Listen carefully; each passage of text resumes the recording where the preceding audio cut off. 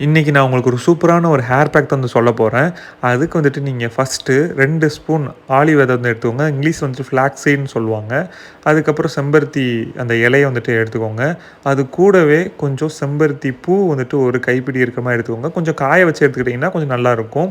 So அதுக்கப்புறமா நீங்கள் வந்துட்டு ஆலோவேரா ஜெல்லு. ஸோ அந்த ஜெல் வந்துட்டு சும்மா ஒரு கொஞ்சமாக பீஸு கட் பண்ணி அதை வந்து அந்த ஜெல்லை மட்டும் எடுத்து அதில் வச்சுக்கோங்க. அதுக்கப்புறம் 3 கிராம்பு மட்டும் எடுத்துக்கோங்க.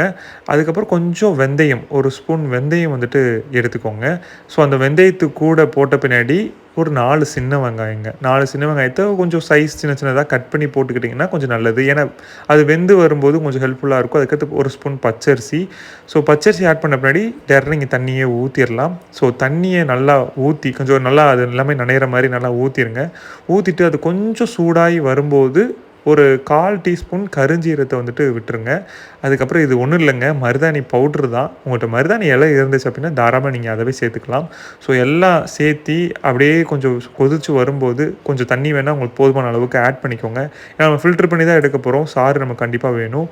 ஸோ இந்த மாதிரி நல்லா கொதி வந்து நொர நொறையா வரும். கருப்பு கலரில் வரும்போது டக்குன்னு ஃபில்டர் பண்ணிடுங்க.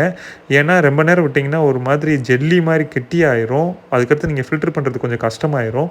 ஸோ அதுக்காக உடனே நீங்கள் ஃபில்டர் பண்ணிட்டீங்கன்னா இந்த மாதிரி தண்ணியாகவே உங்களுக்கு கிடச்சிரும். ஸோ அதுக்கப்புறம் உங்களுக்கு கொஞ்சம் யூஸ்ஃபுல்லாக வந்துட்டு இருக்கும். பண்ணுறது கொஞ்சம் யூஸ்ஃபுல்லாக இருக்கும். ஸோ இந்த பேக் வந்துட்டு உங்களுக்கு நிறையா வகையில் ஹெல்ப் பண்ணுங்க.